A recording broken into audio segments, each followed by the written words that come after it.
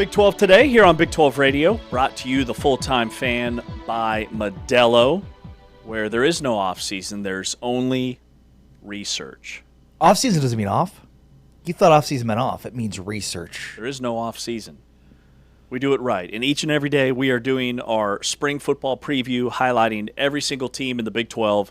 Started at the top of the league standings, and today we hit Cincinnati, the Bearcats, and their coach, Scott Satterfield, will be with us in less than 20 minutes here on the program.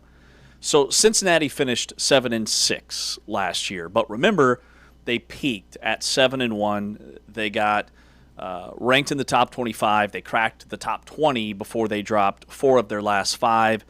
Finished 10th in the Big 12, lost in the Liberty Bowl to Navy. And Scott Satterfield, he's going into year 4, but this is the most roster turnover of his entire tenure. 40 new players on this year's squad. I think Cincinnati's at a real crossroads 4 years into his tenure, and a lot of guys gone to the NFL. Jake Golday, Joe Royer, the tight end, Dante Corleone, the defensive tackle, and then you lose Sorsby in the portal to Texas Tech. I would start there there are some massive holes to fill. Okay, so a couple of things. Number one, I think this series we're doing is so timely because Cincinnati just started spring football on Monday the 9th. And like you just said, this is a refresh. They've got a brand new quarterback, a defensive reset with Nate Woody stepping in as the new defensive coordinator, as a guy who's worked with Satterfield before. And is Satterfield still in the hot seat? Yes, I would say so. So Satterfield was firmly on the hot seat going into last year. And I think it cooled during the year. But now going into year 4, I think this is a make or break year. And I think it's twofold. One, well, maybe it's just one-fold? Yeah, in that, like, the way the season ended last year, where this was a team that looked to be potentially a Big 12, a dark horse Big 12 title candidate the way the season was going, and then it just twice now in a row kind of spiraled out of control at the end where they could not win football games. I mean, the Cincinnati, Scott Satterfield's record, in the month of November and December is not good. So I think that's the biggest reason why, if I'm Cincinnati, it's very justified for him to start the season on the hot seat. Now, with that being said, this is the twofold part of it. The second part is the whole team's new. Right. Right? If you bring back Sorsby and things don't go right, I get it. But, you're losing a lot of really impactful players. Cincinnati had a bunch of guys at the combine. They lost some guys in the portal. There's a ton of guys they're losing, and then they are completely resetting on defense. So, that part to me is trying to weigh all of those things. How fair would it be to say, if you don't make a bowl game, you're out, when he's got a brand new starting quarterback, brand new defensive coordinator, and those are things outside of his control. They don't have the money to pay for Brendan Sorsby. Right. And it's year 4. It's not year 7 or year 8 like it is down in Waco with Dave Aranda.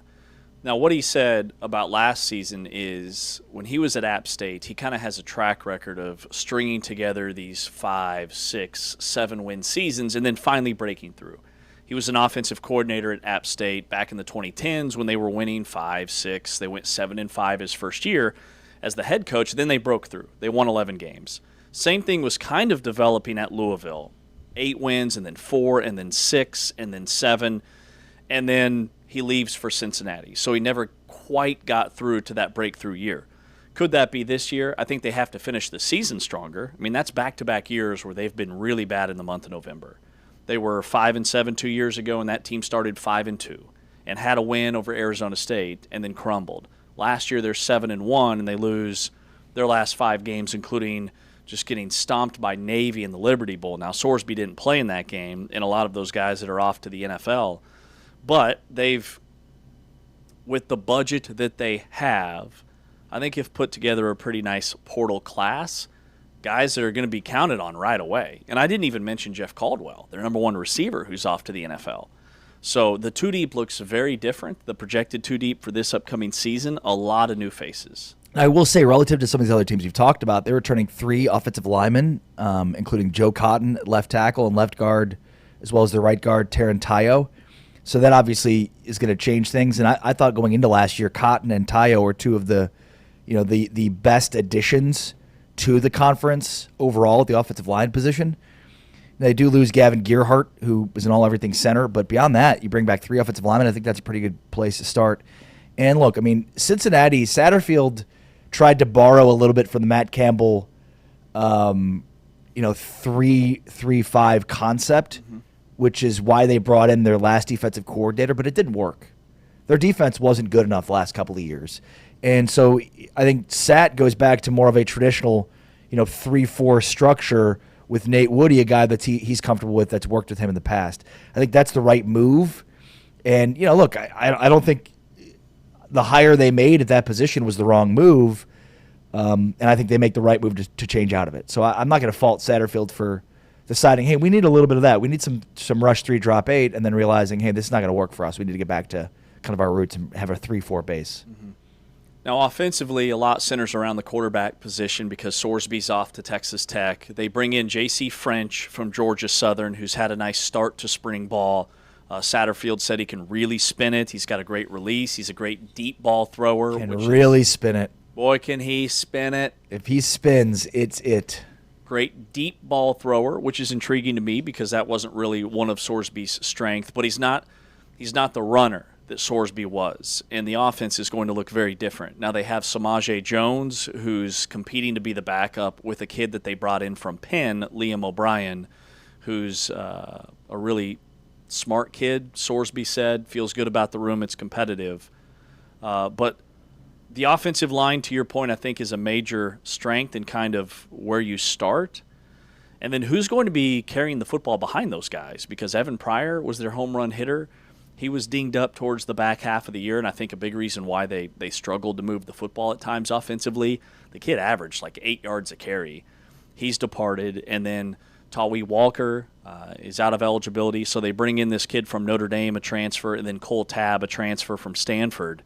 And then outside of that, they've brought in a lot of guys that logged a lot of snaps, albeit at the FCS level or group of 5. To kind of fill those voids at receiver and tight end. Yeah, and they did a lot of damage in the portal at the wide receiver position. I mean, they added 5 wide receivers in that first transfer wave. And, I mean, I'm really excited also by what they brought at running back. I mean, Jabran Payne from Notre Dame and Zylan Perry from Louisiana. We talked about Perry from Louisiana. Yeah. Who's a stud. And then I really like this Giovanni Gibson, a wide receiver who transfers from Oklahoma, but he was one of the standout, most sought-after FCS players in 2024 after leading the FCS level at Arkansas Pine Bluff in receiving yards at 1,200.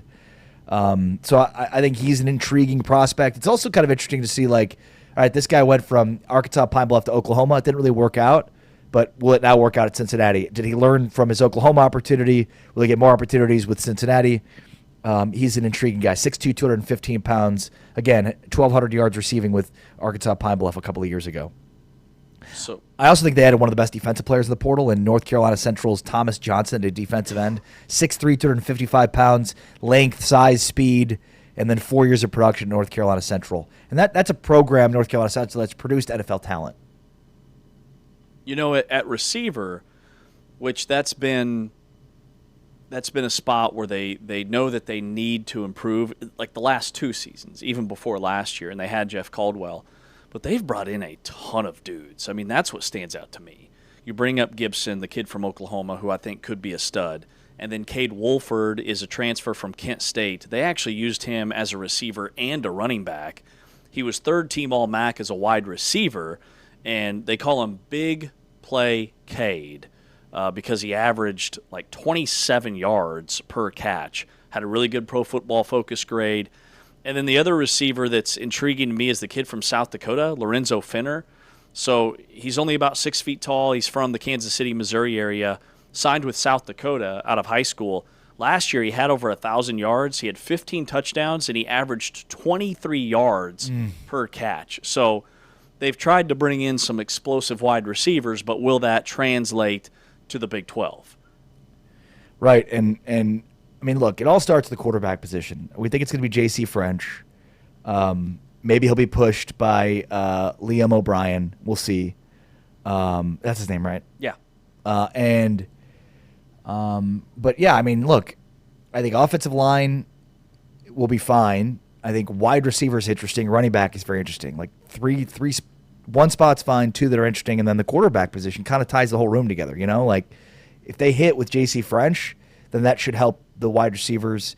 And I also think like Sorsby, his greatest strength is such an asset, but maybe that hurt them within the scope of Scott Satterfield's offense. Mm-hmm. Like his ability to take off and run may have been a detriment the last couple of years, especially down the stretch of the season. Last year we went to Big 12 Media Days, and Sorsby didn't say it, but Satterfield said it. Like Sorsby got a little bit to the point where he didn't think his receivers could get open down the field, create separation, so he would take off. He just lost faith and confidence down the stretch of the season. They thought last year they brought in the right guys, and yet we still saw a little bit of that. Not as much in 25 as we did in 24, but I'm going to give Satterfield a little bit of the benefit of the doubt here and say, like, maybe a guy that works well within the scope of this offense will be better in terms of the wide receiver production. Yeah, because when you think about, like, Satterfield's App State teams and his Louisville teams, they were air raid. Like, they were spread, wide open. We want to throw the football all over the yard. J.D. French could be a great fit. One thing that concerns me about him is he was – Is it J.D. or J.C.? J.C. Excuse me. His quarterback rating last year – J.C. French. It's a great name. Let's not sleep on that. That's name. all name team. It's J.C. French the fourth. Oh man, there's a whole line of Frenchmen. I'm assuming his name's James Christian Charles. Yes. Charles. Yes. It's got to be Charles. All right, his quarterback rating was 75th in the country. 75th. What's your middle name? William. J.W. I'm calling you J.W. from now on. JWW. J.W. What was Marriott. I talking about? I don't know. I'm sorry. I'm so caught up in taking the James and making it initials. Dude, you know I just got my ID. They misspelled my middle name. Yeah, my middle name's not right on my ID. Is that going to be a problem at any point? It's keeping me up at night. What's your middle name again? William. How do you misspell William? You throw an S on there all willy-nilly. Williams? Yes, I've got two last names. Oh, my God. Williams Westling. James Williams Westling. That's what's on my ID. I've made on. it through 3 airports with it, so we'll see if what happens today. Sorsby, by the way, was 11th in the country in quarterback rating. French, 75th. You're all over that. James Williams Westling is what I'm calling you from now on. Williams Westling. You are basically Hyphenated a president. Last name. You're basically a president at this point. I'm ready. That's what we need, me leading anybody. All right, coming up next, Scott Satterfield, the Cincinnati football head coach. He'll join us after this break to break down the offseason that was and is for Cincinnati as they launch their spring football practice earlier this week. He's Ari. I'm James. This is Big 12 Radio, brought to you by Modelo.